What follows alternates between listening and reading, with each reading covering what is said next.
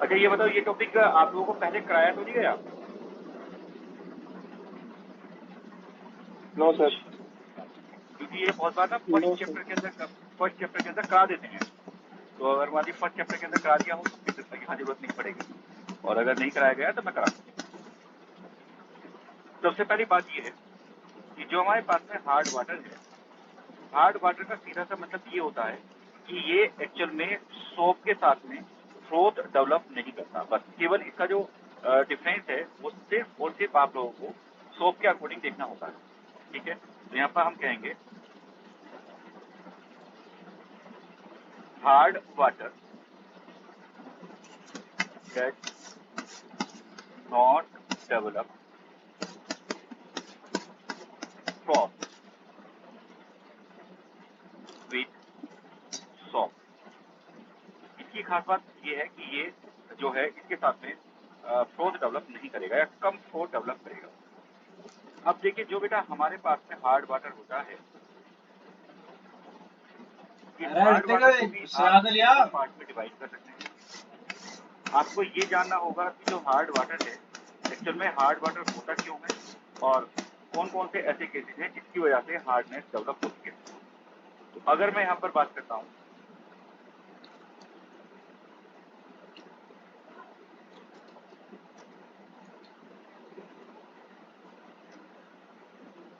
तो देखिए बेटा, एक तो होता है हमारे पास में यहाँ पर टेम्परेरी हार्डनेस,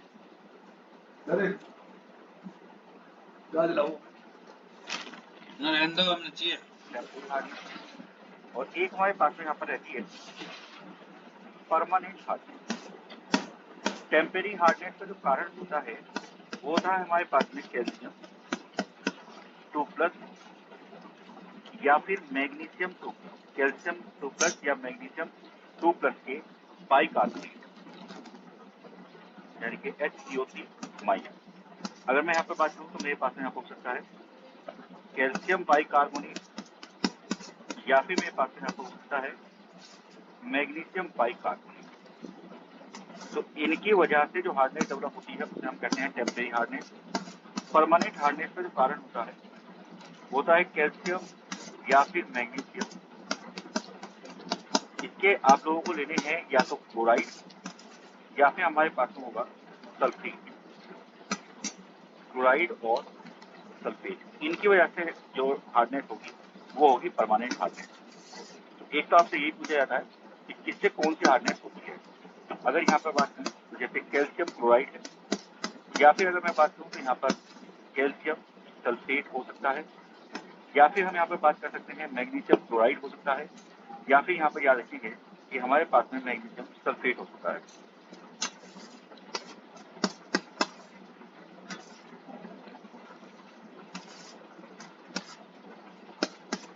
तो आपसे तो यही क्वेश्चन पूछे जाएंगे कि भाई किसकी वजह से कौन सी हार्डनेस डेवलप होती है। तो इसका जवाब तो आप यहाँ पे देंगे। जो टेम्परेरी हार्डनेस है ये केवल गर्म करने से ही जो हार्ड वाटर है वो सॉफ्ट में कन्वर्ट हो जाता है। तो अगर मैं यहाँ पर हार्डनेस दूर करने के मेथड की बात करूँ, इसमें है सबसे पहला हमारे पास में बॉइलिंग। कौन कौन से ऐसे मेथड हो सकते हैं जिससे आप हार्डनेस दूर कर सकते हैं, उसमें से एक मेथड है बॉइलिंग। इससे आप टेम्परेरी हार्डनेस दूर कर सकते हैं। अगर आपके पास में कैल्शियम बाइकार्बोनेट है और आपने इसको हीट कर दिया, तो कैल्शियम बाइकार्बोनेट को हीट करने पर जो हमारे पास में बनेगा that will B calcium carbonate plus H2O plus CO, ये बन जाएगा। कैल्शियम कार्बोनेट वाटर के अंदर इनसोल्यूबल है, इससे ये नीचे बैठ जाएगा और जो हार्डनेस है वो खत्म हो जाएगी। जो कार्बोनेट है वो वाटर सोल्यूबल है, मतलब ये ऊपर फॉर्मूला थोड़े चावल और वो लेते हैं। उसी तरीके से अगर हमारे पास में मैग्नीशियम बाइकार्बोनेट और ये भी वाटर के अंदर डिसॉल्व है और इसकी वजह से हार्डनेस वहाँ पर डेवलप हो रही है। जितने चावल है ना इतने से थोड़े से ज्यादा है। हाँ बेटा पूछिए। हाँ बेटा पूछिए, क्या पूछना चाह रहे हो? ठीक है, तो अभी तक मैंने बस ये बताया है कि हमारे पास में दो तरह की हार्डनेस है। हार्डनेस किसकी वजह से होती है ये समझाया, इसके बाद में मैंने ये बताया है कि हार्डनेस को रिमूव करने का एक मेथड है बाई कोइल। और इस केस में आप लोगों को करना सिर्फ इतना सा होता है कि आप अगर टेम्परेरी हार्डनेस है तो आपको गर्म कर लीजिए, तो उस केस में जो बाई कार्बोनेट है that will be converted to carbonate and hardness that remove. एक तो तरीका हमारे पास में हो गया यहाँ पर ये। सेकंड मेथड की मैं बात करता हूँ। अगर सेकंड मेथड की बात करूँ तो सेकंड मेथड को हम लोग कह सकते हैं क्लास मेथड। सेकंड मेथड है हमारे पास और इसको हम लोग कहते हैं क्लास। क्लास मेथड में एक्चुअल में हम यहाँ पर ऐड करते हैं बाई एडिंग यहाँ पर कैल्शियम हाइड्रोक्साइड। कैल्शियम हाइड्रोक्साइड है उसको कैलकुलेटेड अमाउंट में, कैल्शियम हाइड्रोक्साइड को कैलकुलेटेड अमाउंट में हार्ड वेट वाटर के अंदर डालेंगे तो उससे उसकी हार्डनेस जो है खत्म हो जाएगी। जैसे अगर मान लीजिए, हालांकि ये भी केवल और केवल टेम्परेरी हार्डनेस को ही रिमूव करने के काम में लिया जाता है। तो जैसे मान लीजिए मेरे पास में यहाँ पर कैल्शियम बाइकार्बोनेट है और इसकी रिएक्शन आपने यहाँ पर कैल्शियम हाइड्रोक्साइड के साथ में कराई है, कैलकुलेटेड अमाउंट में होना चाहिए। तो आपको देखना पड़ेगा कि कितना उसके अंदर कैल्शियम बाइकार्बोनेट प्रेजेंट है, उसी के हिसाब से कैल्शियम हाइड्रोक्साइड का अमाउंट मिलाना है। तो यहाँ पर जो हमारे पास बनेगा डेफिनेटली CaCO3 प्लस यहाँ से H2O सेपरेट आउट हो जाएगा। बैलेंसिंग में यहाँ पर हमारे पास 2 आ रहा है। तो ये भी हमारे पास में एक तरीका हुआ जिसकी हेल्प से आप यहाँ पर हार्डनेस को रिमूव कर सकते हैं। एक और मेथड देखते हैं, थर्ड मेथड। थर्ड मेथड में एक मेथड होता है हमारे पास में वाशिंग सोडा। याद रखिएगा कि ये सब आप लोगों को याद रखने जरूरी है, इसलिए मैं आप लोगों को बता रहा हूँ कि हार्डनेस किससे रिमूव की जाती है, किससे टेम्परेरी हार्डनेस रिमूव की जाती है और किससे परमानेंट हार्डनेस रिमूव की जाती है। तो ये सब्सटेंस आप लोगों को याद रखने होंगे और इनके फॉर्मूले भी पूछे जाते हैं। तो जैसे वाशिंग सोडा है, तो वाशिंग सोडा की हेल्प से भी आप हार्डनेस को रिमूव कर सकते हैं। इससे आप लोग परमानेंट हार्डनेस ही रिमूव कर सकते हैं। ये जो मेथड है washing soda, permanent hardness can also भी रिमूव बाई दिस मेथड। ठीक है। अगर मैं यहाँ पर बात करूँ तो जैसे सपोज दैट आपके पास मैग्नीशियम का क्लोराइड है, मानिए मैंने ले लिया कि मेरे पास मैग्नीशियम का क्लोराइड है, तो उसकी रिएक्शन मैंने वाशिंग सोडा यानी कि Na2CO3 के साथ में कराई। तो इस केस में हमारे पास में यहाँ पर MgCO3 का फॉर्मेशन होगा जो कि एक प्रेसिपिटेट है और इसके साथ साथ दूसरा बनेगा यहाँ पर NaCl। तो जो हार्डनेस है वो रिमूव हो गई क्योंकि जो मैग्नीशियम कार्बोनेट है वो नीचे प्रेसिपिटेट बना देगा। याद रखिएगा कि जो NaCl है उसकी प्रेजेंस की वजह से जो सब्सटेंस है, जो वाटर है, वो हार्ड नहीं होता। ये बड़ी इंटरेस्टिंग है कि NaCl आप मिला देंगे तो उससे हार्ड नहीं होता। ठीक है, तो ये भी एक तरीका हो सकता है। एक है हमारे पास में यहाँ पर फोर्थ मेथड, जिसको आप लोग कहते हैं कालगन मेथड। एक और मेथड है जिसको कहते हैं कालगन। कालगन मेथड में तो आपको बस यही याद रखना है कि कालगन क्या होता है, क्योंकि यही आपसे क्वेश्चन पूछा जाएगा। कालगन क्या होता है? तो कालगन आप अगर हार्ड वाटर के अंदर मिलाएंगे तो उस कंडीशन में वो सॉफ्ट हो जाएगा। तो जो कालगन है, अगर मैं कालगन की बात करता हूँ तो ये होता है हमारे पास में Na6 and O18। Yes, very good. ये इसका फॉर्मूला होता है और ये याद रखना है, ये आपसे बार बार पूछा जाएगा, ये आपको याद रखना है। तो इस केस में सपोज दैट आपके पास में यहाँ पर है कैल्शियम 2+ आयन या फिर आपके पास में मैग्नीशियम 2+ आयन है।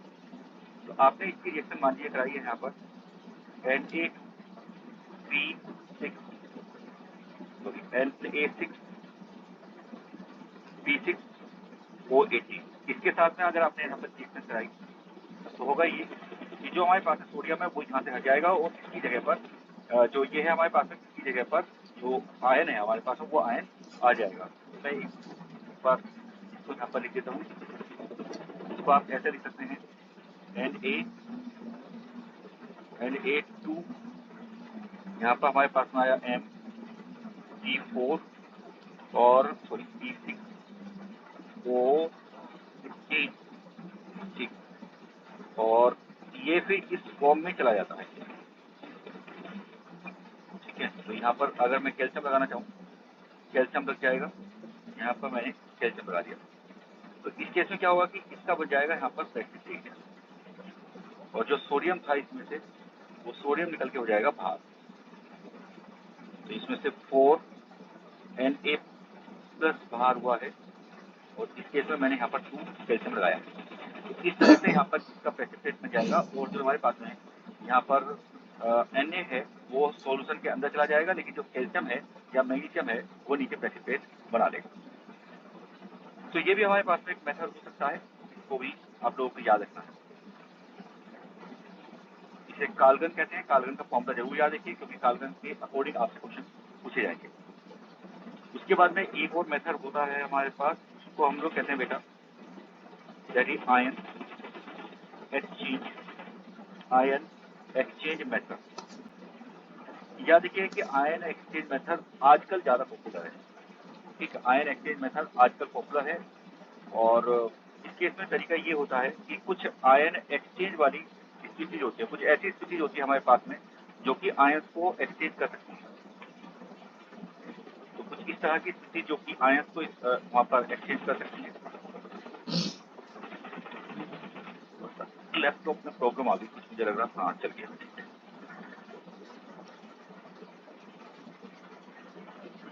ठीक है, तो कुछ ऐसी स्पीशीज होती हैं, जैसे अगर मैं बात करूं तो आयन एक्सचेंज रेजिन, मतलब वो कुछ ऐसे सब्सटेंस होते हैं जो कि रेजिन के फॉर्म में होते हैं और वो आयंस को एक्सचेंज कर सकते हैं। इन जनरल अगर मैं बात करूं तो ये सिलिकेट की फॉर्म में रहते हैं। इन जनरल ये सिलिकेट की फॉर्म में रहते हैं। जैसे मान लीजिए NaAlSiO, तो ये भी हमारे पास में एक आयन एक्सचेंज रेजिन है। अगर आपने इसकी रिएक्शन सपोज दैट मैग्नीशियम 2+ के साथ में कराई, तो इस केस में होगा क्या वो मैं आपको समझा रहा हूँ। आप ऐसा करिए कि इसके यहाँ पर 2 मोल ले लीजिए, तो यहाँ पर बनेगा मेरे पास में MgAlSiO4 और यहाँ पर ट्वाइस ऑफ सोडियम, ये अलग हो जाएगा। तो जो सोडियम एल्यूमिनियम सिलिकेट था वो एक्चुअल में कन्वर्ट हो जाएगा मैग्नीशियम एल्यूमिनियम सिलिकेट में और इसका यहाँ पर बन जाएगा प्रेसिपिटेट। तो मतलब जो मैग्नीशियम आयन था वो यहाँ पर इसके साथ में जाकर के अटैच हो गया, जो सोडियम आयन था वो सोल्यूशन में पहुंच गया है। इस टाइप का जो तरीका होता है इसको भी आप यूज कर सकते हैं ion exchange resin. Ion exchange resin हालांकि 2 टाइप के होते हैं। कुछ आयन एक्सचेंज रेजिन ऐसे भी होते हैं जो कि एनायन को एक्सचेंज करते हैं। यहाँ पर मैंने कैटायन की बात करी है, लेकिन कुछ ऐसे भी होते हैं जो कि एनायन को एक्सचेंज कर देते हैं। तो ये भी हमारे पास में एक तरीका हो सकता है, इसमें भी कोई प्रॉब्लम है नहीं। मैं एक एनायन एक्सचेंज रेजिन का भी एग्जाम्पल यहाँ पर ले लेता हूँ। जैसे सपोज दैट आपके पास में यहाँ पर है R एक एल्काइल ग्रुप है और यहाँ पर मान लीजिए आपके पास में है NH3- and OH minus and NH3+। मतलब ये आपके पास में एक कंपाउंड है। ये जो कंपाउंड है ये एनायन एक्सचेंज कहलाता है और जनरली जो एनायन एक्सचेंज है वो एमाइन नहीं होता है। ये हमारे पास में एक एनायन एक्सचेंज है, एनायन एक्सचेंज रेजिन है। अब आप इसकी रिएक्शन कराएंगे मान लीजिए Cl- आयन के साथ, तो ये क्या करेगा, जो Cl- है वो इस पर जाकर के अटैच हो जाएगा और OH- सोल्यूशन के अंदर पहुंच जाएगा। तो यहाँ पर R और यहाँ पर हो जाएगा हमारे पास में NH3 पॉजिटिव और यहाँ पर हो जाएगा Cl नेगेटिव और यहाँ पर OH- ये सोल्यूशन के अंदर पहुंच जाएगा।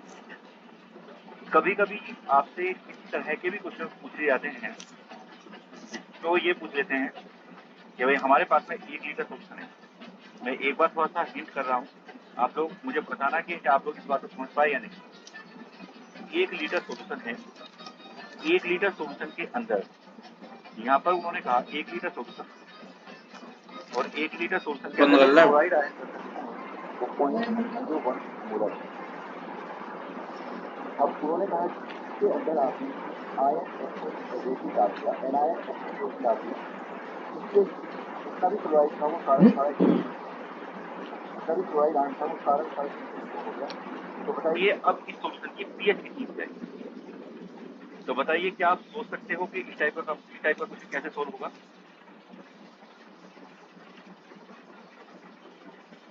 हाँ भाई, आइडिया लगा सकते हो बेटा।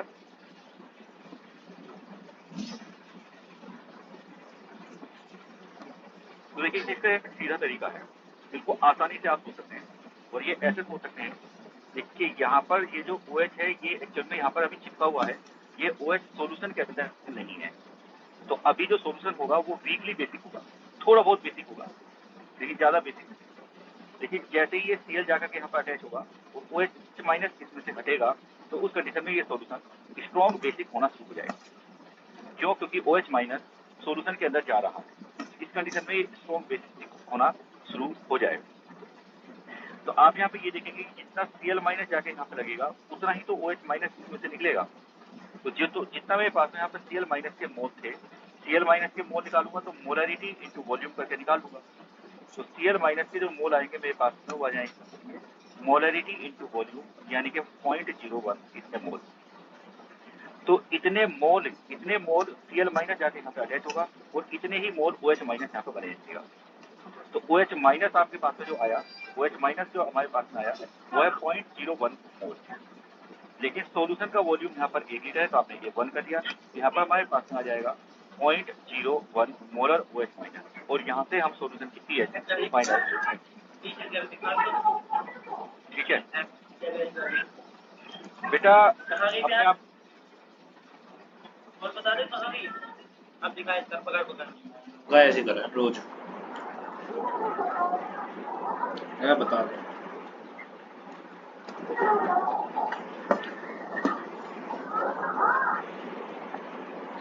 अपने आप को म्यूट रखा करें बेटा, उस टाइम पे कुछ पूछना हुआ करें तो तभी अपने आप को अनम्यूट करें।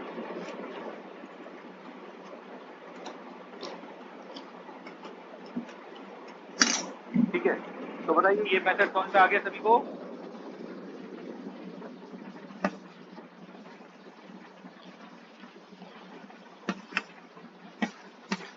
हाँ जी, क्लियर है? ठीक है, तो ये मेथड हमारे पास में होते हैं जिससे आप इसको रिमूव कर सकते हैं।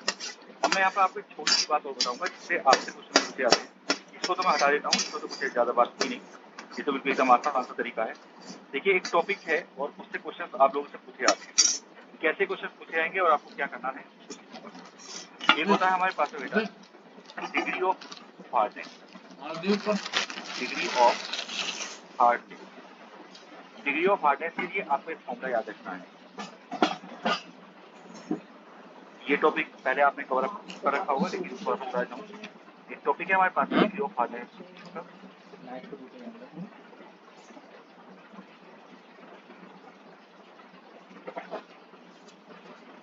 डिग्री ऑफ हार्डनेस का मतलब होता है यहाँ पर आप लेंगे इसमें mass of calcium carbonate divided by, यहाँ पर लेंगे हम mass of hard water, mass of hard water, और यहाँ पर इंटू कर देंगे 10⁶, तो इससे ppm में हार्डनेस निकल के आ जाएगी। अब देखिए, बड़ा इंटरेस्टिंग पॉइंट है कि जो हमारे पास डिग्री ऑफ हार्डनेस का फॉर्मूला है उसमें यहाँ पर मास ऑफ CaCO2 दिया गया है, लेकिन रियलिटी ये है कि CaCO2 की वजह से हार्डनेस होती ही नहीं, क्योंकि मैंने अभी लिखवाया है कि हार्डनेस का कारण कार्बोनेट नहीं है। हार्डनेस का कारण या तो बाइकार्बोनेट है, या क्लोराइड है, या सल्फेट है। तो मतलब ये जो कार्बोनेट है, जो एल्कलाइन अर्थ मेटल से कार्बोनेट है, तो बिल्कुल भी नहीं हो सकते हार्डनेस का कारण, क्योंकि ये तो वाटर इनसोल्यूबल होते हैं। लेकिन फिर भी हार्डनेस के फॉर्मूले में हम यहाँ पर कैल्शियम कार्बोनेट ही लेते हैं। एक्चुअल में जो क्वेश्चन आएंगे वो इस तरह से आएंगे, मैं यहाँ पर आप लोगों को समझा देता हूँ। क्वेश्चन आपसे कैसे पूछा जाएगा? यहाँ पर क्वेश्चन आपसे ऐसे पूछा जाएगा कि 111.1 ग्राम calcium chloride is present in 101 liter या 1000 milliliter of hard water,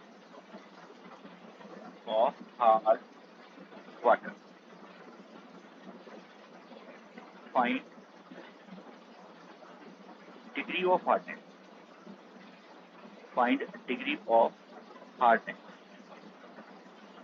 बेटा कर पाओगे क्या? कुछ आइडिया है इसका करने का?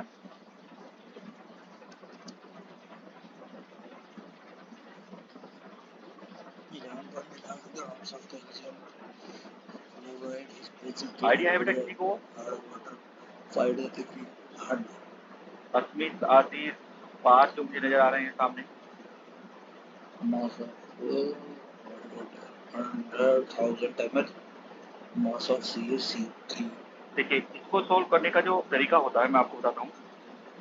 इस टाइप के क्वेश्चन को सोल्व हम कैसे करते हैं, इसका तरीका ये होता है कि एक्चुअल में जो हार्डनेस डेवलप करने वाले सब्सटेंस हैं उसका वन मोल, कोई भी हार्डनेस डेवलप करने वाला सब्सटेंस उसका 1 मोल कैल्शियम कार्बोनेट के 1 मोल के इक्विवेलेंट माना जाएगा। तो 1 मोल यहाँ पर कैल्शियम क्लोराइड ने हार्डनेस डेवलप की है, तो 1 mole calcium chloride that is equivalent to 1 mole calcium carbonate. ये इसका तरीका होता है निकालने का। अगर यहाँ पर कैल्शियम क्लोराइड के बजाय कोई और सब्सटेंस होता तो उसका भी 1 मोल इसके 1 मोल के इक्विवेलेंट माना जाता। इसके 1 मोल की अगर मैं बात करूंगा तो इसका मूल का मास 111 होता है। तो 111 gram calcium chloride is equivalent to, इसका मूल का मास होता है 100, तो 100 ग्राम कैल्शियम कार्बोनेट। अब यहाँ पर ये जो अमाउंट दे रखा है ये 11.1 ग्राम कैल्शियम क्लोराइड दे रखा है। तो 11.1 ग्राम अगर कैल्शियम क्लोराइड है हमारे पास तो ये कितने कैल्शियम कार्बोनेट के इक्विवेलेंट होगा।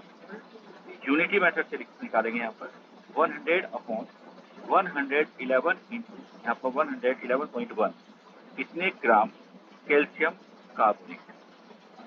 इसको सोल्व करते हैं। अगर हम इसको सोल्व करेंगे तो सोल्व करने पर आप देख सकते हैं कि ये सोल्व होकर के यहाँ पर 10 आ रहा है और इसके अकॉर्डिंग मेरे पास में आ जाएगा 10 ग्राम कैल्शियम कार्बोनेट। तो जब भी कभी इस तरह का क्वेश्चन आपको दिया जाए तो आपका जो नियम होगा वो ये होगा कि 1 मोल को 1 मोल के बराबर करेंगे। मतलब ये वाला जो सेंटेंस है ये सेंटेंस अगर आपको पता है तो आप आराम से इस तरह के क्वेश्चन को सोल्व कर सकते हैं, आपको कोई दिक्कत नहीं आएगी। अब आप यहाँ पर जो डिग्री ऑफ हार्डनेस है उसका फॉर्मूला लगा दीजिए।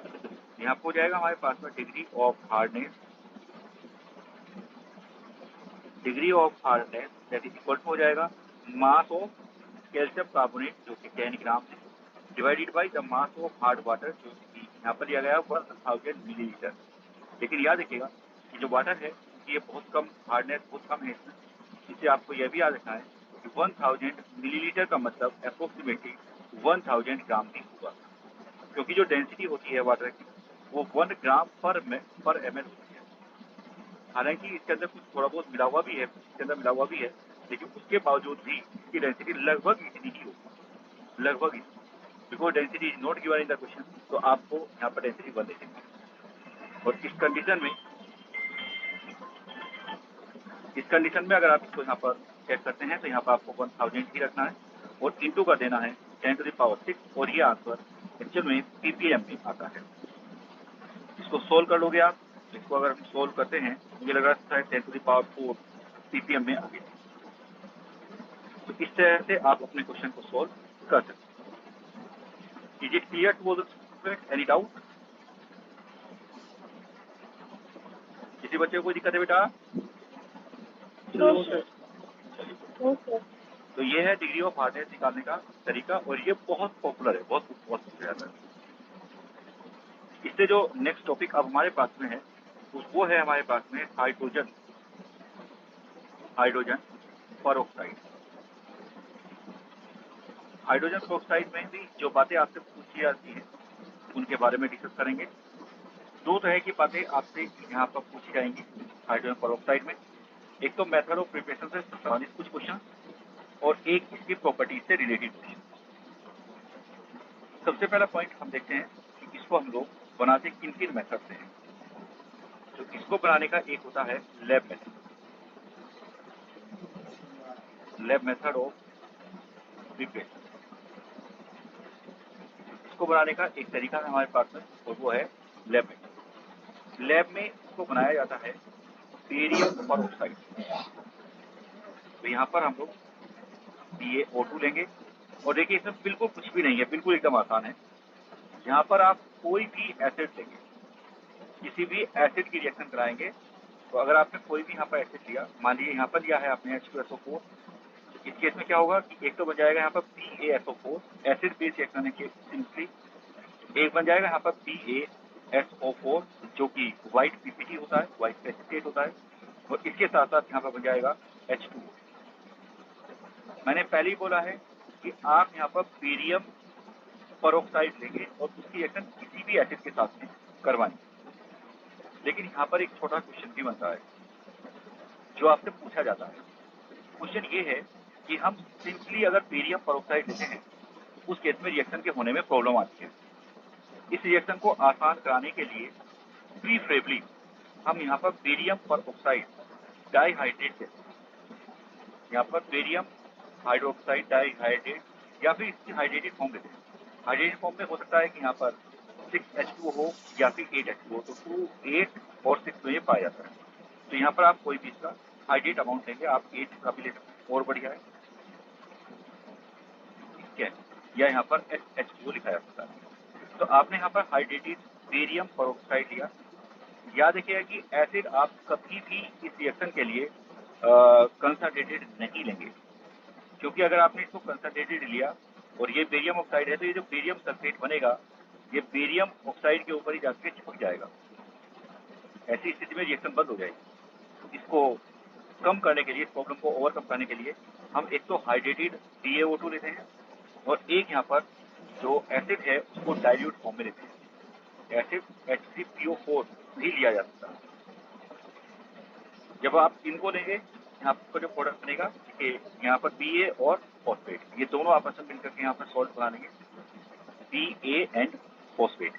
इसकी वैलेंसी 3 है, यहाँ आ जाएगी, इसकी वैलेंसी 2 है, वो यहाँ आ जाएगी। इसके साथ साथ यहाँ पर H2O2 इस वाले से यहाँ पर H2O2 बनेगा, यहाँ पर H2O2 का फॉर्मेशन होगा और प्लस यहाँ पर हमारे पास में 8H2O ये भी बनेगा और यहाँ पर प्रॉब्लम नहीं आती है, ठीक है। इसको बैलेंस कर लेना, बैलेंस ये अभी मैंने नहीं की है, इसकी बैलेंसिंग आपको कर सकते हैं। तो ये तो हो गया हमारे पास में इसका लैब मेथड। देखिए इसका एक और बहुत बढ़िया मेथड होता है और वो इसकी मैन्युफैक्चरिंग से ही संबंधित होता है। अगर मैं बात करूँ तो इसकी मैन्युफैक्चरिंग से संबंधित होता है हमारे पास में एक और मेथड होता है, ठीक। तो मैं यहाँ पर लिख देता हूँ बाई फोटो ऑक्सीडेशन, ठीक है बेटे। तो ये है बाई फोटो ऑक्सीडेशन ऑफ 2-इथाइल एंथ्राक्यूनोल, 2-इथाइल एंथ्राक्यूनोल, 2-इथाइल एंथ्राक्यूनोल के ऑटो ऑक्सीडेशन से भी आप यहाँ पे इसको बना सकते हैं और ये इसकी मैन्युफैक्चरिंग है। मैन्युफैक्चरिंग के इसके 2 मेथड होते हैं, इसमें से एक ये है और इसमें देखिए बेटा आप ये करते हैं, एक मैं कंपाउंड यहाँ पे लिखूंगा। कंपाउंड है हमारे पास में 2-इथाइल एंथ्राक्यूनोल। तो 2-इथाइल एंथ्राक्यूनोल जो कंपाउंड है वो कंपाउंड होता है बेटा ये, यहाँ पर OH, यहाँ पर OH और यहाँ पर है हमारे पास में C2H5। ये जो कंपाउंड है, इस कंपाउंड का अगर आप ऑक्सीडेशन करा दें, एरियल ऑक्सीडेशन करा दें, आराम से ऑक्सीडेशन हो जाता है एरियल ऑक्सीडेशन, ठीक है। इसलिए यहाँ पे लिखा भी है फोटो ऑक्सीडेशन, क्योंकि ये ऑक्सीडेशन इजीली हो जाता है। इसका ऑक्सीडेशन होकर के जो कंपाउंड यहाँ पर बनता है वो कंपाउंड होता है इस तरह का।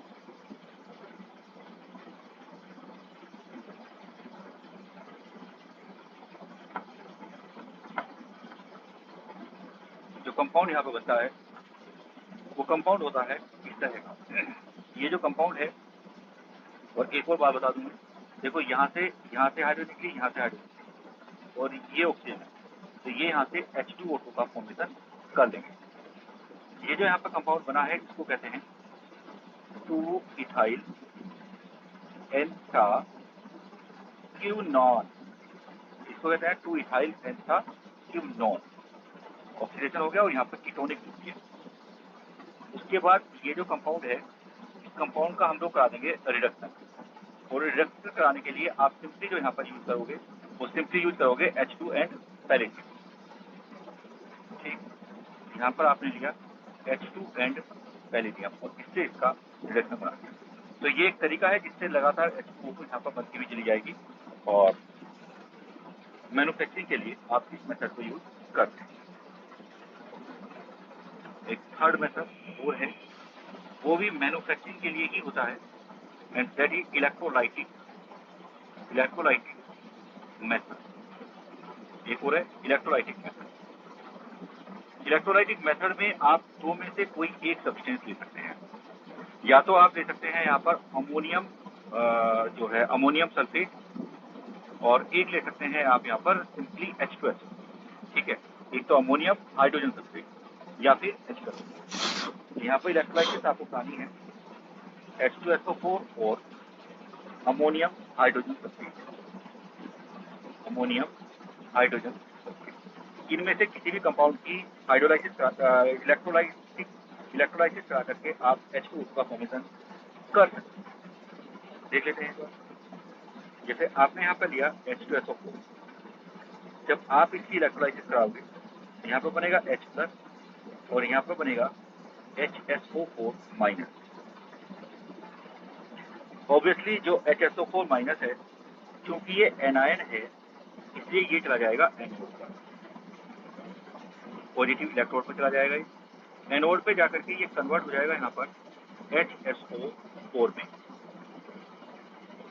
लेकिन ये जो HSO4 है ये एक्चुअल में डाइमर फॉर्मेशन कर देगा, मतलब दो आयन एक साथ मिल जाएंगे। यहाँ पर मैं यहाँ पर लिख देता हूँ एक बार, ये कर लेगा बेटा डाइमर फॉर्मेशन। यहाँ पर हो जाएगा डाइमर फॉर्मेशन, और डाइमर फॉर्मेशन करके ये बना देगा यहाँ पर H2 एंड O8। ये जो H2S2O8 है ये कहलाता है पर डाई सल्फ्यूरिक एसिड, पर डाई सल्फ्यूरिक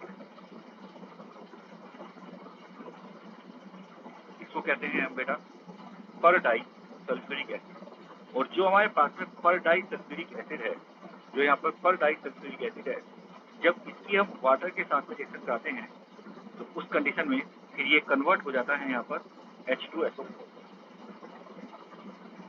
ठीक, जो क्वेश्चंस आपसे पूछे जाते हैं वो पर डाई सल्फ्यूरिक एसिड की स्ट्रक्चर से संबंधित भी होते हैं।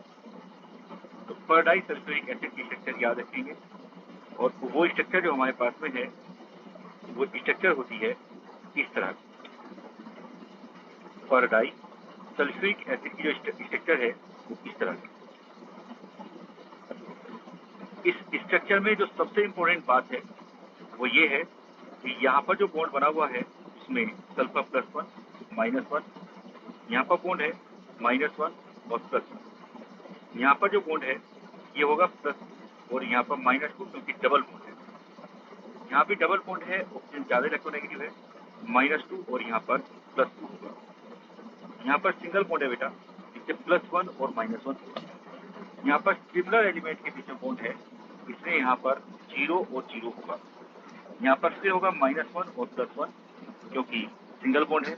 यहाँ पर डबल बॉन्ड है, +2 और -2 होगा। यहाँ पर हमारे पास में +1 और -1 होगा। इस केस में यहाँ पर +1 और -1 होगा। इन दोनों के केस में यहाँ पर मेरे पास प्लस और -2 होगा। यहाँ पर आप आराम से जिन जिन क्वेश्चन को आपसे पूछा जाएगा उसका जवाब दे सकते हैं। कौन कौन से हैं वो क्वेश्चन जो आपसे पूछे जाएंगे? एक तो आपसे पूछा जाएगा कि जो सल्फर है यहाँ पर उसका ऑक्सीडेशन नंबर क्या है, और जवाब आएगा हमारे पास में यहाँ पर देख सकते हैं स्टैटिक प्लस। और एक इसमें 2 ऑक्सीजन हैं पर ऑक्साइड की फॉर्म, 2 ऑक्सीजन ऐसी हैं जो कि पर ऑक्साइड की फॉर्म में है क्योंकि उनके ऑक्सीडेशन नंबर -1। बताइए भाई किसी भी स्टूडेंट को इसको समझने में कोई दिक्कत आई? आज ही समझ में आ गया बेटा ये?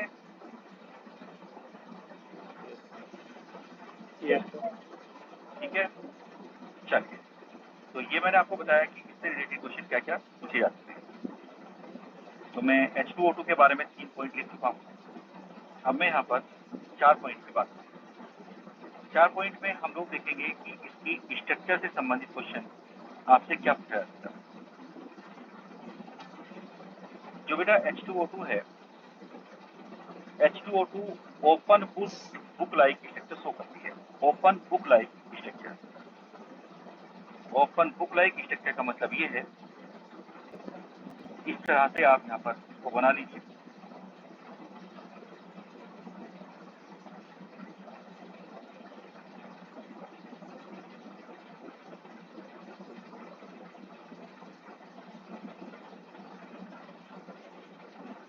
यहाँ पर एक बुक बनानी है, मैंने एक बुक बना दी। अब इसमें आपको ऑक्सीजन के एटम्स को दिखाना है, तो ऑक्सीजन के जो एटम्स हमारे पास में यहाँ पर आ रहे हैं, ऑक्सीजन के एटम्स इस तरीके से आ रहे हैं।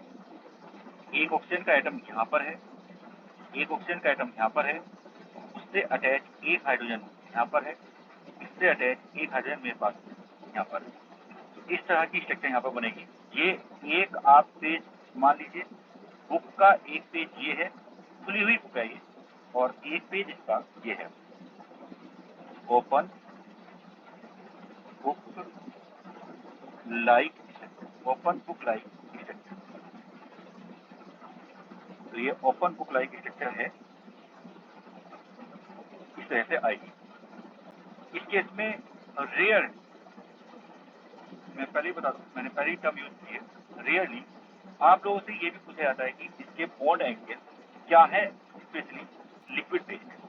तो जब आप बॉन्ड एंगल की बात करें तो थोड़ा सा याद रखना है कि ये वाला जो बॉन्ड एंगल है ये होता है इसका 97 डिग्री।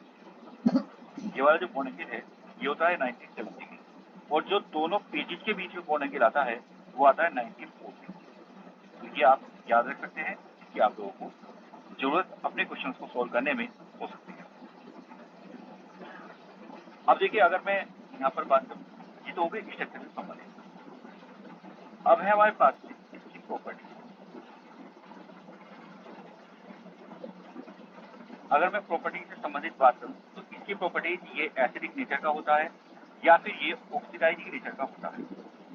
इसकी रेड्यूसिंग प्रॉपर्टी भी है। तो मतलब 3 तरह की प्रॉपर्टी आपको यहाँ पर देखने को मिलेगी। तो तीनों तरह की जो प्रॉपर्टी है वो क्यों क्यों आती है, मैं एक बार उसके बारे में आप लोगों को समझा रहा हूँ। तो एक तो आती है that is acidic nature, H2O2 की। एक आती है हमारे पास में एसिडिक नेचर। देखिए, सीधी सी बात है कि अगर आपके पास में बेटा यहाँ पर H2O2 है, इसकी रिएक्शन मान लीजिए आपने NaOH के साथ में कराई, तो ये बेस है, तो ये बेस है, तो एसिड के साथ में रिएक्शन करेगा और रिएक्शन करके यहाँ पर बन जाएगा सॉल्ट, Na2O2 और प्लस यहाँ पर बन जाएगा H2। ठीक है, बैलेंसिंग चेक कर लेना, बैलेंसिंग में कोई प्रॉब्लम नहीं हो, आप देखिए।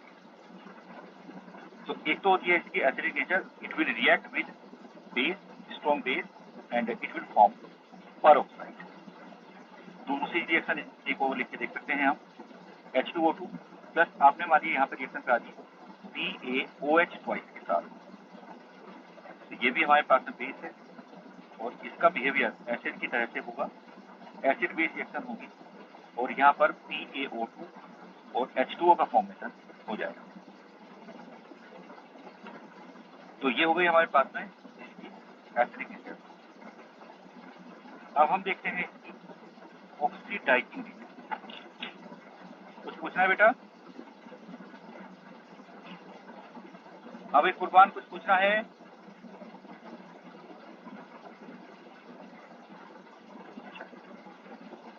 नेक्स्ट है oxidising nature.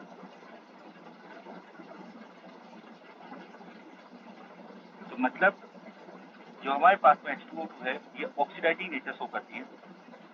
Oxidising nature show करेगी तो देखिए इस तरह से आप लोग देखेंगे यहाँ पर, जैसे H2O2 है, H2O2 कुछ रिएक्शंस में इसका जो ऑक्सीडेशन नंबर है ये -1 से, यहाँ पर ऑक्सीडेशन नंबर -1 है।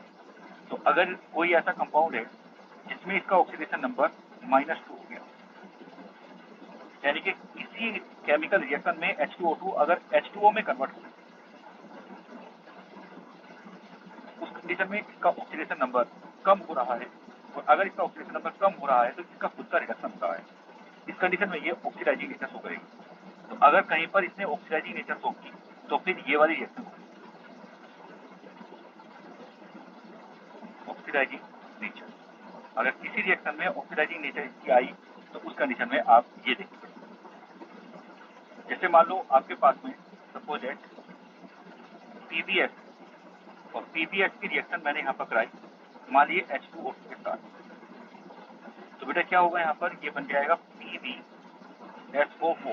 यहाँ पर बनेगा हमारे पास में PbSO4, ठीक। और PbSO4 के साथ साथ यहाँ पर जो प्रोडक्ट बनेगा दैट विल बी H2। ये आप समझ गए होंगे, ये ऐसा मैंने क्यों। क्योंकि मुझे इसका अगर ऑक्सीडेशन दिखाना है, अगर यहाँ पर आपने दिखाया इस केस में इसका ऑक्सीडेशन हुआ है, अगर मैंने इसका यहाँ पर बेटा ऑक्सीडेशन दिखाया है तो पक्की बात है कि मुझे इसका रिडक्शन दिखाना पड़ेगा। तो यहाँ पर हो गया इसका रिडक्शन। इस वे में आप आराम से इस रिएक्शन को लिख सकते हैं। बहुत सारी ऐसी रिएक्शन है जिसमें ये ऑक्सीडाइजिंग एजेंट की तरह से काम करते हैं। ठीक है, तो एक तो ये बना हमारे पास। दूसरा बेटा एक सेवंथ केस और देखते हैं, वो है इसकी रिड्यूसिंग प्रॉपर्टी। रिड्यूसिंग प्रॉपर्टी, जो रिड्यूसिंग प्रॉपर्टी है या रिड्यूसिंग नेचर है, वो तब होगी जब इसका खुद का ऑक्सीडेशन। अगर मेरे पास में यहाँ पर H2O2 है और मान लो किसी रिएक्शन में ये O2 में कन्वर्ट हो गया, तो यहाँ पर जो इसका ऑक्सीडेशन नंबर है वो -1 से 0 में चला गया। तो इसका खुद का हो गया है अब ऑक्सीडेशन। और अगर इसका खुद का ऑक्सीडेशन हुआ है, इस कंडीशन में ये रिड्यूसिंग नेचर शो करेगी। इस कंडीशन में ये रिड्यूसिंग नेचर शो करेगी। देखते हैं कोई ऐसी रिएक्शन जिसमें इसकी रिड्यूसिंग नेचर आती है। एक ऐसी कोई रिएक्शन देख लेते हैं। जैसे मान लो आपके पास में मैंने लिया I2 और I2 की रिएक्शन मैंने यहाँ पर कराई H2O2 के साथ। अब ये जो रिएक्शन है ये होती है हमारे पास में इन जनरल एल्केलाइन मीडियम में। तो इस केस में हमने ये देखा कि यहाँ पर जो प्रोडक्ट बन रहा है वो बन रहा है I- और यहाँ पर बन रहा है H2O भी बनेगा राइट साइड में, तो वो हम चेक कर लेंगे। अब जब बैलेंसिंग करेंगे तो बैलेंसिंग में आ जाएगा। लेकिन ये जरूर है कि अगर इसने I2 का रिडक्शन करा दिया, अगर इसने I2 का यहाँ पर रिडक्शन कराया है, I2 का यहाँ पर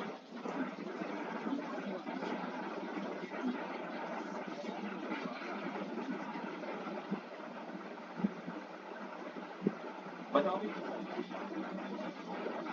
डिसाइड करते हैं कि ऑक्सीडाइजिंग प्रॉपर्टी या फिर रिड्यूसिंग प्रॉपर्टी से संबंधित जो क्वेश्चन है उसको हम लोग कैसे डिसाइड करते हैं। Any doubt?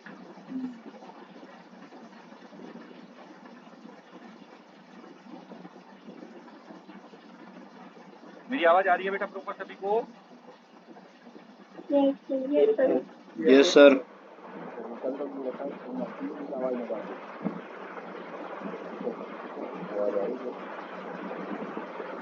तो ये हो गई इसकी रिड्यूसिंग प्रॉपर्टी। एक और केस है जो कि आप लोगों से पूछा जाता है, और इसमें नहीं बल्कि कई सारे कंपाउंड से पूछा जाता है, वो होता है ब्लीचिंग एजेंट।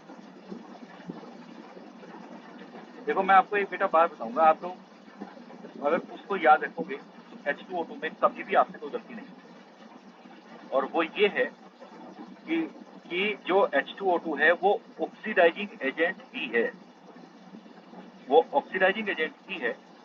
लेकिन अगर आपने उसके साथ में कोई जो है दूसरा ऑक्सीडाइजिंग एजेंट ले लिया तो फिर ये रिड्यूसिंग एजेंट की तरह से काम करेगी, ये याद रखिए। जैसे यहाँ पर भी अगर मैं बात करूँ तो आपने I2 ले लिया, तो जो I2 है उसका रिडक्शन होता है और वो जो है ऑक्सीडाइजिंग एजेंट की तरह से काम करती है। तो I2 खुद ऑक्सीडाइजिंग एजेंट है, इसलिए H2O2 ने रिड्यूसिंग एजेंट की तरह से बिहेवियर शो किया। ठीक ऐसे ही अगर मान लिया आपने KMnO4 ले लिया, अब KMnO4 के साथ में H2O2 की रिएक्शन कराएंगे तो H2O2 रिड्यूसिंग एजेंट हो जाएगी और जो KMnO4 है वो ऑक्सीडाइजिंग एजेंट हो जाएगा। इसे याद रखना बिल्कुल एकदम आसान है। H2O2 ऑक्सीडाइजिंग एजेंट ही होती है, लेकिन ऑक्सीडाइजिंग एजेंट की प्रेजेंस में ये रिड्यूसिंग एजेंट होती है। ये लाइन अगर आप याद रखेंगे तो आप इस तरह के क्वेश्चन में कभी भी गलती नहीं कर सकते। जो हमारे पास में H2O2 है, ये H2O2 अनस्टेबल सब्सटेंस है। अगर आपने इसको गर्म कर दिया या फिर आपने इसको रफ सरफेस पे डाल दिया, ठीक है, अगर आपने इसको यहाँ पर रफ सरफेस पे डाल दिया, या फिर अगर मैं बात करूँ आपने इसको सनलाइट में रख दिया और सनलाइट, अगर कुछ आपने इस टाइप से किया तो जो H2O2 है ये डिकम्पोज होकर के ऑक्सीजन में कन्वर्ट हो जाती है और ऑक्सीजन भी देती है नेसेंट ऑक्सीजन। हालांकि ये जो ऑक्सीजन है ये मोलिकुलर ऑक्सीजन में कन्वर्ट हो जाएगी, लेकिन पहले तो नेसेंट ही बनेगी। ये जो नेसेंट ऑक्सीजन है इसकी वजह से ही इसका ब्लीचिंग एक्शन है। तो ऑब्वियसली इसका जो ब्लीचिंग एक्शन है उसका कारण है H2O2 की ऑक्सीडाइजिंग प्रॉपर्टी। तो जो इसका ब्लीचिंग एक्शन है वो है ड्यू टू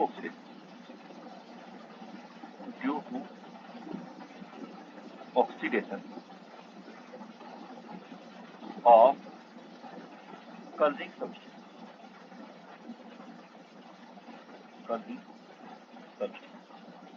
अब एक छोटी सी बात आप मुझे बताइए कि अगर वो ऑक्सीडेशन हो रहा है, अगर कर्जिंग सब्सटेंस का ऑक्सीडेशन होकर के उसका कलर उड़ रहा है, तो ये टेम्परेरी होगा या फिर ये परमानेंट होगा? बस एक छोटी सी बात ये हो रही है, कैसा होगा? परमानेंट।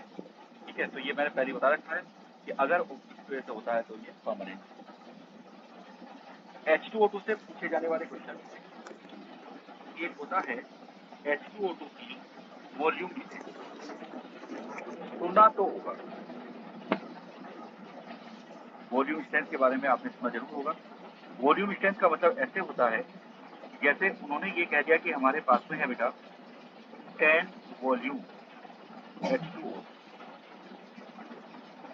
10 वॉल्यूम H2O, और इस केस में वो आपसे कहेंगे कि बताइए इसकी मोलरिटी क्या होगी या फिर इसकी नॉर्मेलिटी क्या होगी।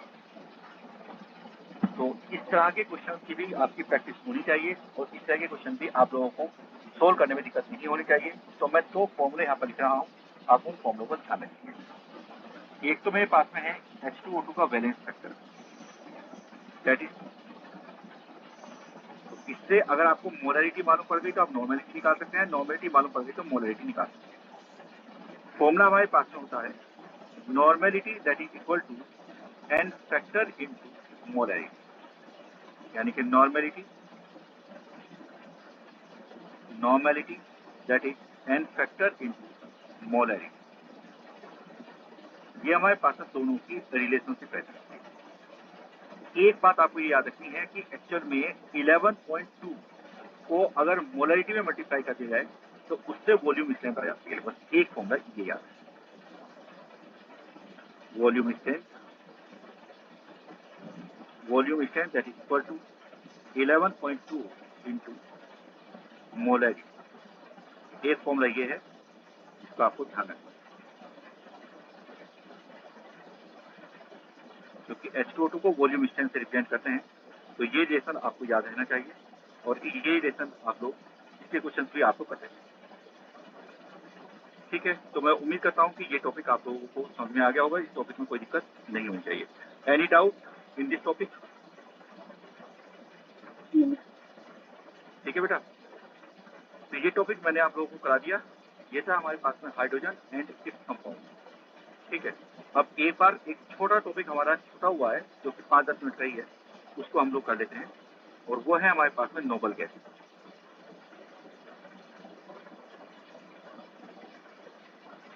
यहाँ तक जहाँ जितना मैंने पढ़ाया है उतना सभी ने कॉपी भी कर लिया? ठीक है, हाँ कर लिया, चलिए अच्छी बात है, कॉपी करना जरूरी। कोई दिक्कत हो तो आप मुझे बता देना, उसको जो फाइल को जो हमें सेंड कर दूंगा, क्योंकि अब तो सेंड कर सकता हूँ, क्योंकि पहले तो जो है इसका PDF बन नहीं पाता, क्योंकि अब मैंने जुगाड़ कर लिया, इसका तो जुगाड़ कर लिया तो अब PDF बन पा रहा है।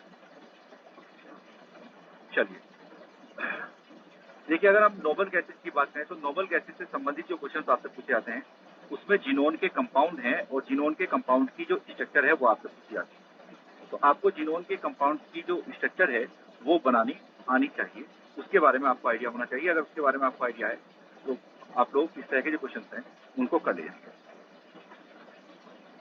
चलिए एक बार देखते हैं इनके पॉइंट्स क्या क्या बनेंगे।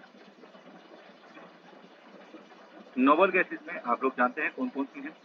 Helium, neon, argon, krypton, xenon and radon. Atomic number आपको इनका पता ही है, 80। ये मैंने आप लोगों को याद करा रखे हैं, तो ध्यान में रखेंगे। इलेक्ट्रॉनिक कॉन्फ़िगरेशन की अगर हम बात करें तो इनकी इलेक्ट्रॉनिक कॉन्फ़िगरेशन है NS2 एंड NP6। ये इनके इलेक्ट्रॉनिक कॉन्फ़िगरेशन लास्ट में दिया जाए। अगर मैं इनकी फिजिकल प्रॉपर्टीज की बात करूं, कुछ ऐसी बातें जो कि इनकी फिजिकल प्रॉपर्टीज से संबंधित हो, तो इनमें कोई पोलैरिटी नहीं है, इनकी अपनी एक पोलराइजेबिलिटी है, मतलब ये जो है पोलराइज हो सकती है, लेकिन पोलराइज होने की जो टेंडेंसी है वो टॉप टू बॉटम बढ़ती है। तो यहाँ पर मैं इसी में ही लिख देता हूँ ये सेंटेंस, तो यही आसानी हो जाएगी क्योंकि यहाँ पर ये सब लिखी हुई है। तो मैं इसको यहाँ पर लिख रहा हूँ, पोलराइजेबिलिटी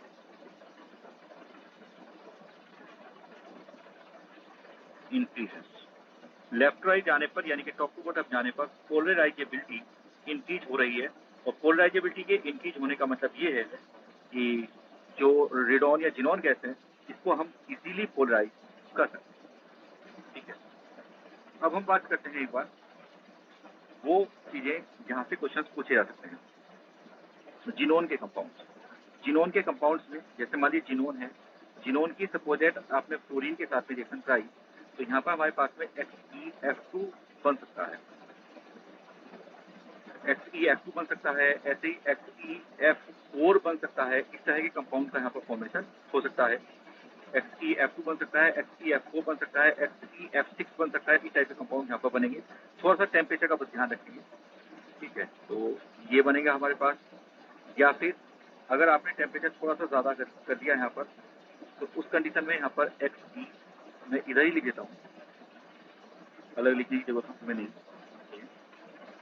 क्योंकि रिएक्शन तो सेम ही है। XeF4 या फिर हमारे पास में यहाँ पर XeF6, तो एक ही तरीके से बनेंगे। एक बार देखते हैं कि इनकी स्ट्रक्चर क्या क्या आएंगे। जिनॉन के आउटर मोस्ट ऑर्बिट में यहाँ पर मेरे पास में 8 इलेक्ट्रॉन हैं, 2 फ्लोरीन आपने लगा दी, तो मेरे पास में आ गए 2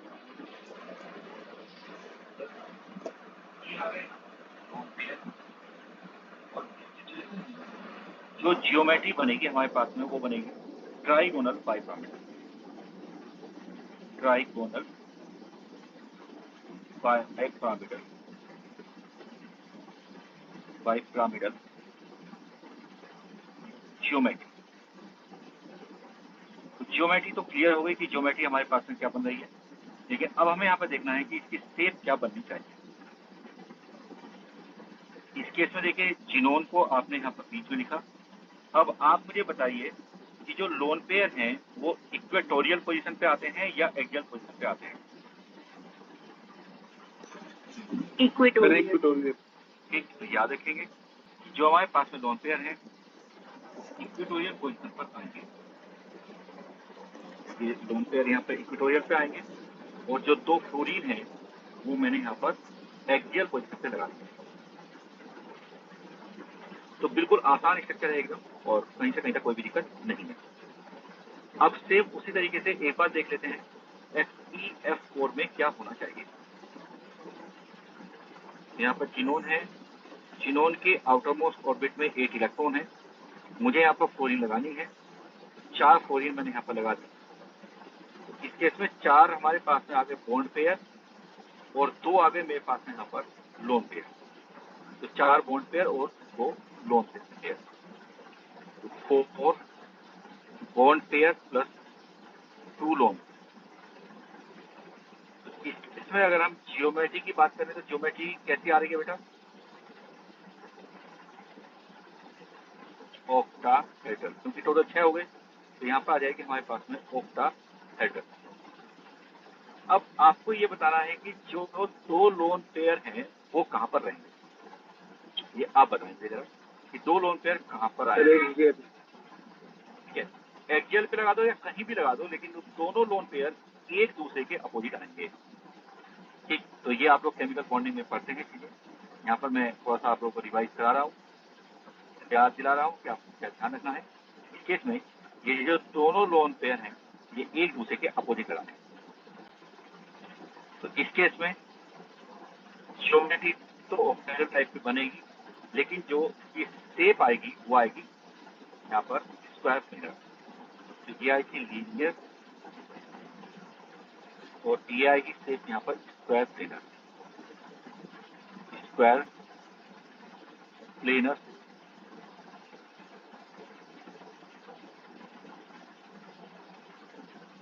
यहाँ पर स्क्वायर प्लेनर शेप आएगी।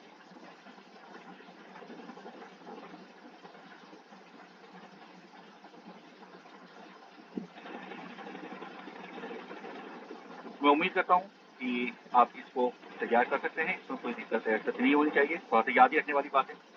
अगर मान ली हम बात करें तो इसके कुछ और कंपाउंड, जैसे अभी हमने एक और बनाया था यहाँ पर, और वो था हमारे पास में XeF6। ये हम लोग पहले बना चुके हैं, मतलब इस टाइप के कंपाउंड हम पहले बना चुके हैं, तो इसमें हमें दिक्कत नहीं है। मतलब जितने बॉन्ड पेयर लोन पे इसमें आएंगे ये हम पहले इससे पहले वाले चैप्टर में कंसिडर करके आए, तो आप बना लो। लेकिन मैं एक स्ट्रक्चर की और बात कर लेता हूँ यहाँ पर। जैसे बेटा मान लीजिए उन्होंने कह दिया कि हमारे पास में है XeOF, मान लीजिए ये देखिए आपको जिनॉन ऑक्सी टेट्राफ्लोराइड कंपाउंड है यहाँ पर, जिनॉन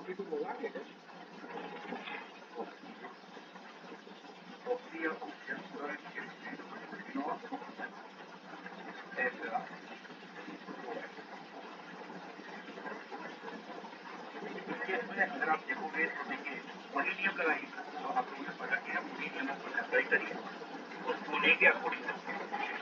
देखिए बेटा ऑक्सीजन के पास से हमारे एक बॉन्ड बन जाएगा, और 4 दूरी है 1 2 3 एंड 4। तो पहले तो आप इसको बना लीजिए और उसके बाद में आप देखिए कि एक ही तो लोन पेयर है बस, तो जहाँ मन करे आएगा तो बस पड़ेगा, जहाँ मन करे इसमें जो हमारे पास लोन पेयर मैंने यहाँ से लगाया, लेकिन मैं ये जो डबल लोन पेयर है ये एक्चुअली अपोजिट करूँ, ये ध्यान रखिए। इसका कारण ये है कि लोन पेयर में यहाँ पर जो इलेक्ट्रॉन 4 है, एक सिग्मा एक बाइमोल, टोटल जो मेरे पास इलेक्ट्रॉन है वो 4 है, और यहाँ पर ये लोन पेयर है, तो ये वाला रिपर्सन ज्यादा होगा। और इसी तरह के जो रिपर्सन है, जैसे यहाँ पर फ्लोरीन होगा, यहाँ पर फ्लोरीन है, यहाँ पर फ्लोरीन है और यहाँ पर फ्लोरीन है, तो इसमें क्या है कि 2 इलेक्ट्रॉन है, तो 2 इलेक्ट्रॉन का बॉन्ड पेयर और लोन पेयर का रिपल्सन, और लोन पेयर एंड 4 इलेक्ट्रॉन का बॉन्ड पेयर इसका रिपल्सन, तो ये वाला ज्यादा होता है, इसलिए ये दोनों एक दूसरे के अपोजिट आएंगे। तो मैं उम्मीद करता हूँ कि इसको आप आसानी से समझ सकते हैं और आसानी से इसको कर सकते हैं। ठीक, इसके अकॉर्डिंग आप इसको आप सोच सकते हो कि ये क्या बनेगा। ये बन जाएगा लगभग स्क्वायर पिरामिड।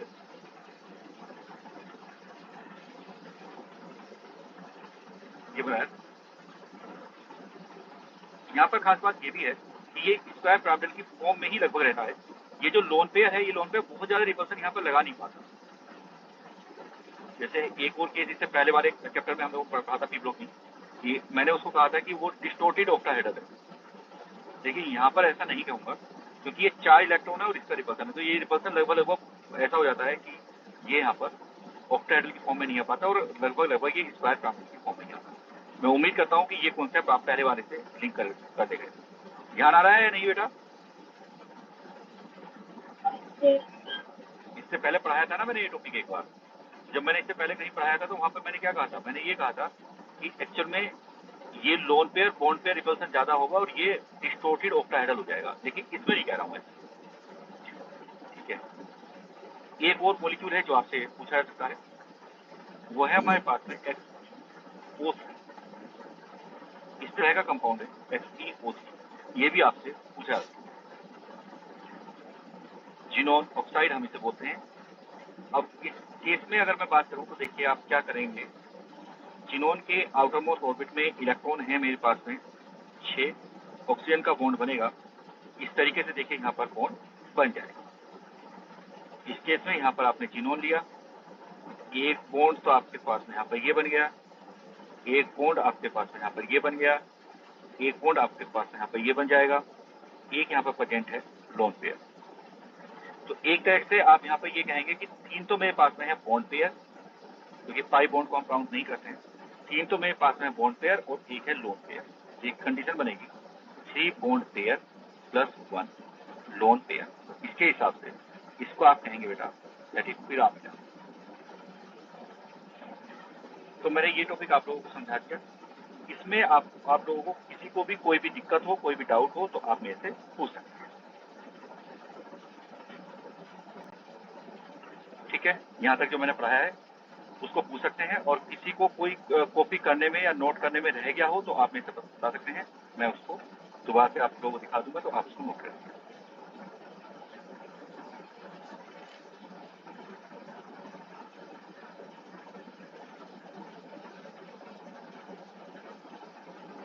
ठीक है भाई, हो गया? कोई दिक्कत किसी को? सर थोड़ा ऊपर कर देना सर एक बार। हाँ कर देता हूँ, आप बता देना मुझे बेटा कहाँ रोकना है। यस सर, सर दे सुन दो।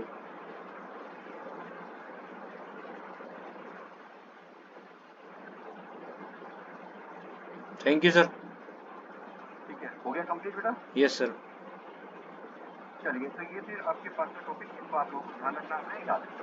अब हम जो यहाँ पर बात करेंगे वो नेक्स्ट चैप्टर होगा हमारा, और खास बात ये है कि अब आप लोग उन चैप्टर की तरफ को बढ़ रहे हैं जो कि बस नाम के ही चैप्टर हैं।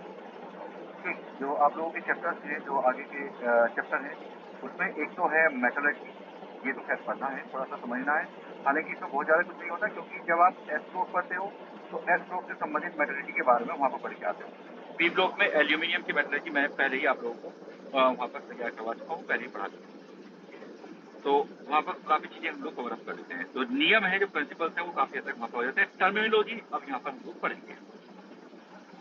एक तो ये चैप्टर है आपका मेटलर्जी, एक चैप्टर है आप लोगों का बायोमोलिक्यूल, और ये अच्छी बात है कि मेडिकल का बैच है। मेडिकल के बैच में बायोमोलिक्यूल में कुछ जो चीज़ें हैं वो आप लोग बहुत अच्छे से ऑलरेडी जानते हैं, लेकिन बहुत सारी बातें जो बायोलॉजिकल मतलब जो केमिकल टाइप की है वो सारी आप लोगों को यहाँ पर तैयार करनी है। बायोलॉजी से संबंधित बातें वो आप लोगों को कोई दिक्कत नहीं आएगी। जैसे DNA RNA है, तो मुझे नहीं लगता कि DNA RNA में कोई दिक्कत आप लोगों को हो रही है। क्यों, कोई परेशानी है DNA RNA में? DNA RNA बायोलॉजी पढ़ा है या नहीं पढ़ा? वहाँ पर आप पढ़ेंगे, कोई दिक्कत हमें नहीं आएगी। एक्चुअली बायोमोलिक्यूल वाला जो टॉपिक है वो मेडिकल के बच्चों को पढ़ाने में आसानी होती है, लेकिन इंजीनियरिंग के बच्चों को अगर पढ़ाना हो तो इसी चैप्टर में बहुत पढ़ाना पड़ता है, क्योंकि उनको बेचारों को नहीं पता होता है, फिर हमें बहुत पढ़ाना पड़ता है। ठीक है, तो अब हम यहाँ पर जो टॉपिक लेंगे दैट इज मेटलर्जी। एक चैप्टर आप लोगों का शायद है वो है पॉलीमर, और एक है केमिस्ट्री इन एवरीडे लाइफ, और एक है एनवायरमेंटल केमिस्ट्री। तो सारे ही जो चैप्टर हैं आगे के वो लगभग बायोलॉजिकल टाइप के चैप्टर हैं। तो अब हमारा काम आसान हो गया कि मेजर जो पार्ट है वो हम लोग कर चुके हैं।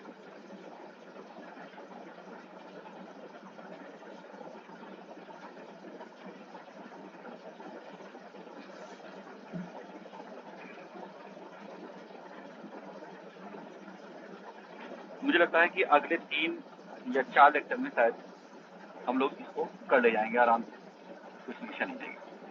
चलिए, जो टॉपिक है हमारा अब है मेटलर्जी, और मेटलर्जी से संबंधित जो पॉइंट्स हैं वो हम लोग समझते हुए जाएंगे। कहीं आपको कोई दिक्कत आएगी तो आप मुझे बताएंगे। हमारा जो ध्यान होगा वो उन पॉइंट्स पर होगा जहाँ पर क्वेश्चन पूछे जाते हैं। सबसे पहली बात ये है कि कोई भी एक एलिमेंट है आपके पास बेटा, टॉपिक का नाम है मेटलर्जी। कोई भी एक एलिमेंट आपके पास में है, वो एलिमेंट अर्थ क्रस्ट के अंदर या अर्थ में 2 फॉर्म में पाया जा सकता है। या तो हो सकता है बेटा कंबाइंड फॉर्म, या फिर हो सकती है वहां पर हमारे पास में नेटिव फॉर्म। एक कंबाइंड फॉर्म और एक है हमारे पास में नेटिव फॉर्म। अगर मैं नेटिव फॉर्म की बात करूं तो देखिए कौन कौन से ऐसी चीजें हैं जो कि नेटिव फॉर्म में पाई जाती हैं। जैसे हमारे पास में है गोल्ड, या फिर अगर बात करें तो सिल्वर, और अगर मैं बात करूं तो प्लेटिनम। ये इस तरह की मेटल्स हैं जो कि नेटिव फॉर्म में पाई जाती है। कभी कभी जब ये मेटल्स पाई जाती हैं तो कुछ जगह पर ये बहुत ज्यादा अमाउंट में इकट्ठी हो जाती है, मतलब बहुत ज्यादा अमाउंट में एक साथ कंसंट्रेटेड हो जाती है। तो जब ये बहुत ज़्यादा कंसंट्रेटेड हो जाती है किसी जगह पर, तो उसको कहते हैं हम लोग नगेट। तो that is known as nugget. ठीक है, तो आपको नगेट्स मिल सकते हैं कुछ जगहों पर। गोल्ड के या प्लेटिनम के नगेट पाए जाते हैं, जिसे जनरली कह दिया जाता है कि भाई मुझे सोने की ईंट पा गई कहीं से या ईंट मिल गई है। तो अगर मान लिया कहीं इकट्ठा इस तरीके से आपको गोल्ड या प्लेटिनम मिल जाए तो उसको आप लोग कहेंगे नगेट। वैसे मिट्टी में जहां पर गोल्ड पाया जाता है वो मिट्टी अलग ही दिखती है, ब्राउन कलर की होती है और आसानी से उसको आइडेंटिफाई किया जा सकता है। अगर मैं कंबाइंड फॉर्म में बात करूं तो कंबाइंड फॉर्म में देखिएगा, जिस फॉर्म में भी हमारे पास में कोई एलिमेंट होता है उसे हम लोग कहते हैं मिनरल। जिस फॉर्म में कोई एलिमेंट होता है उसे हम लोग कहते हैं mineral.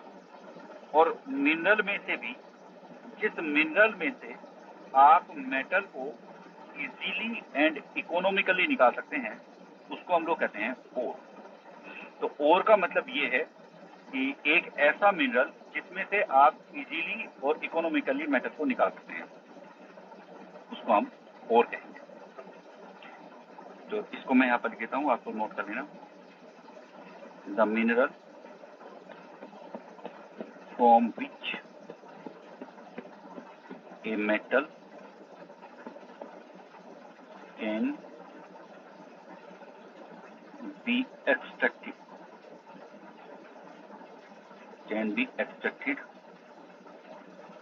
economically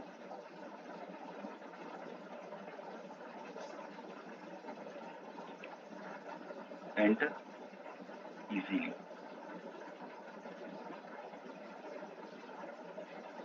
is called is known as और। तो और का मतलब मैंने यहाँ पर आपको बता दिया है, कोई भी एक ऐसा मिनरल जिसमें से आप इजीली और इकोनॉमिकली मेटल को निकाल सकते हो उसे और कहेंगे। और में भी बेटा जो है और एक मेटल के कई हो सकते हैं, यानी कि जो हमारे पास में मेटल का एक्सट्रैक्शन है वो आप कई सारे और में से कर सकते हैं, लेकिन उसमें भी फिर होता है हमारे पास में एक चीफ और, एक वहां पर होता है हमारे पास में चीफ और। जैसे अगर मैं बात करूं तो जो एल्यूमिनियम है, आपसे अगर पूछा जाए कि भाई एल्यूमिनियम का चीफ और क्या है तो आप क्या जवाब देंगे? बॉक्साइट। बॉक्साइट। ठीक है, जो एल्यूमिनियम है, एल्यूमिनियम का जो चीफ और है वो है Al2O3.2H। ठीक है, हालांकि इसके और भी होते हैं, जैसे क्रायोलाइट है, ठीक, कोरंडम है, तो इसके और भी होते हैं, लेकिन इसका चीफ और होता है हमारे पास में दैट इज बॉक्साइट। चलो भाई, अब यहाँ तक की कहानी तो हो। अब आते हैं कि और के ऊपर क्वेश्चंस क्या पूछे जाते हैं। और के ऊपर आने वाले जो क्वेश्चंस हैं उसमें सीधी सी बात है कि आप लोग से ये पूछा जाएगा कि भाई ये मेटल कौन से और में प्रेजेंट है, या इनमें से कौन सा और ऐसा है जिसमें एक गिवन मेटल प्रेजेंट है। ऐसे क्वेश्चंस आपसे पूछे जाएंगे। ये टॉपिक एक ऐसा टॉपिक है जो कि आप लोगों को याद ही करना होता है, और बीच बीच में जब आप लोग मेटलर्जी पढ़ते हैं या बीच बीच में टॉपिक पढ़ते हैं तो वहां पर आप लोगों को चीजें देखने को मिल जाती हैं। हमारा पैकेज या फिर एनसीईआरटी, कोई जरूरी नहीं, पैकेज या एनसीईआरटी, इन दोनों में ही और के और मेटल के जो है एक टेबल दे रखी है, आप उस टेबल को तैयार कर देंगे, उस टेबल को याद रखेंगे ताकि इस तरह के जो क्वेश्चन हैं वो इजीली आप लोगों के हो जाएंगे। ठीक है भाई, किसी को कोई दिक्कत इसको समझने में? यहाँ तक क्लियर हो गया?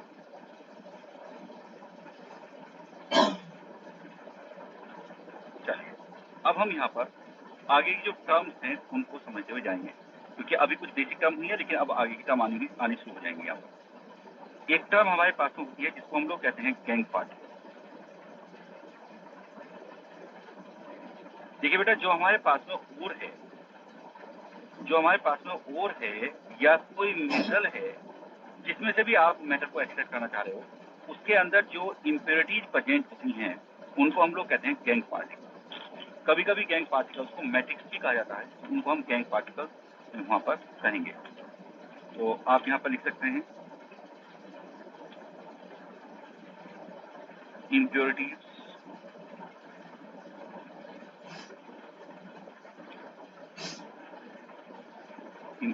Present in ore are called matrix or gangue. Matrix और गैंग। ठीक है, अब ये जो गैंग पार्टिकल्स हैं ये भी फिर दो टाइप के होते हैं। अगर आप इन गैंग पार्टिकल्स की बात करें तो ये गैंग पार्टिकल्स दो टाइप के होते हैं। एक तो हमारे पास में होते हैं फ्यूजेबल और एक होते हैं हमारे पास में बताइए नॉन फ्यूजेबल।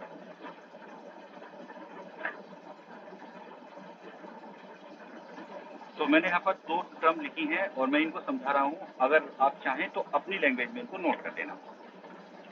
देखिए बेटा, कुछ तो ऐसी होती हैं इम्प्योरिटीज, ऐसी होती हैं कि जैसे आपने ओर को, जो ओर है उस ओर को गर्म किया, लेकिन गर्म करने से वो इम्प्योरिटीज आसानी से अलग हो गई, या केवल आपने ओर को वॉश आउट किया, या जो कंसंट्रेशन करने के जो मेथड थे उनसे आसानी से इम्प्योरिटी अलग हो।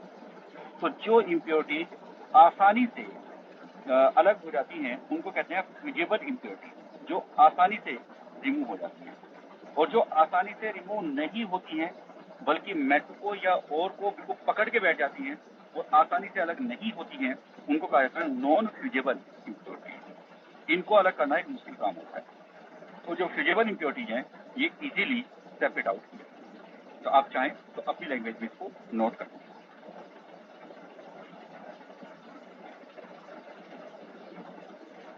जो हमारे पास में कोई भी एक ओर है,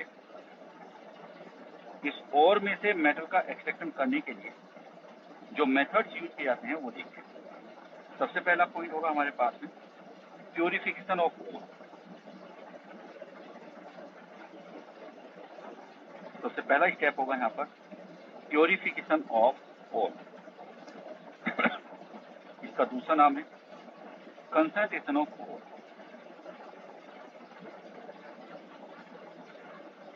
तो एक तो आप यहाँ पर प्योरिफिकेशन या कंसंट्रेशन ऑफ ओर करेंगे और ऐसा करने पर आपको यहाँ पर प्योर ओर मिल जाएगा। ये जो प्योर ओर आपको मिला है, जिसको आपने प्योरीफाई कर लिया है, उसके बाद में इन जनरल इसको चेंज किया जाता है ऑक्साइड ओर में। इन जनरल इसको ऑक्साइड ओर में चेंज किया जाता है। जरूरी नहीं कि ऑक्साइड ओर में इसको चेंज किया जाए, लेकिन इन जनरल इसको ऑक्साइड ओर में चेंज करना पड़ता है, क्योंकि ऑक्साइड ओर में से मेटल का एक्सट्रैक्शन आसान होता है। तो पहले आपने एक ओर लिया, उस ओर को आपने प्योरीफाई किया, प्योर ओर बना, और प्योर ओर को फिर आप ऑक्साइड में कन्वर्ट करेंगे। इसको हम लोग कहते हैं change of form of ore. जो ओर है उसकी फॉर्म को चेंज करना। उसके बाद में जो ये ऑक्साइड ओर है बेटा, इसमें से निकाली जाती है मेटल।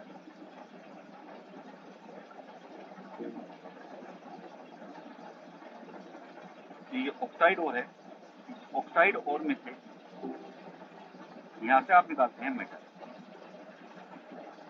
इसको आप कहेंगे extraction of metal. Extraction of metal. और यहाँ पर मिल जाएगी आपको एक मेटल, और जो मेटल आपको यहाँ पर मिलेगी उस मेटल का भी फिर आपको करनी पड़ेगी प्योरिफिकेशन। उससे आपको मिलेगी यहाँ पर प्योर मेटल। इसको हम लोग कहते हैं रिफाइनिंग ऑफ मेटल।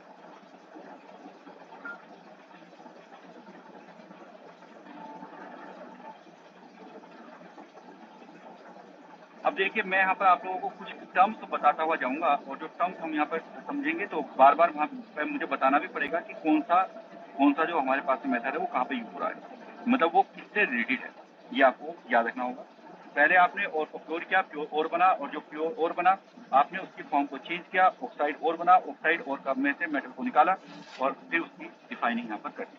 तो कुछ ऐसे प्रोसेस हैं जो कि प्योरिफिकेशन ऑफ ओर में आएंगे, कुछ ऐसे प्रोसेस हैं जो कि इस प्योर ओर की फॉर्म को चेंज करने के काम में आएंगे, और कुछ ऐसे होंगे जो कि ओर को और में से मेटल को निकालने के काम में आएंगे और कुछ ऐसे होंगे जो मेटल को प्योरीफाई करेंगे।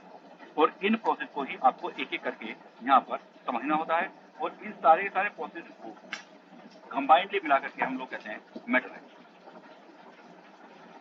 यहाँ पर एक टर्म है बेटा, मैं अब यहाँ पर जो इंपॉर्टेंट टर्म्स है वो लेता हुआ चला जाऊंगा और मेरा जो पॉइंट है, अब तक पॉइंट मैंने नहीं डाला है, अब मैं यहाँ पर पॉइंट डालना शुरू करता हूँ।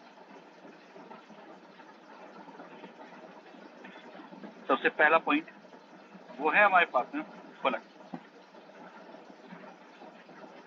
सबसे पहली बात यहाँ पर ये है कि अगर आपको थोड़ा सा आइडिया है अपने प्रीवियस नॉलेज का, तो आपको बेटा ये बताना है कि ओर का प्योरिफिकेशन, प्योर ओर को ऑक्साइड ओर में कन्वर्ट करना, ऑक्साइड ओर को फिर मेटल में कन्वर्ट करना और मेटल की फिर रिफाइनिंग करना, इनमें से किसी एक स्टेप में फ्लक्स का यूज होता है।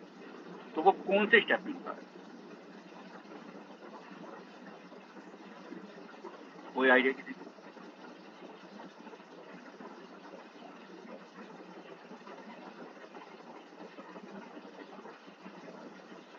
कोई आइडिया है बेटा किसी को इसका?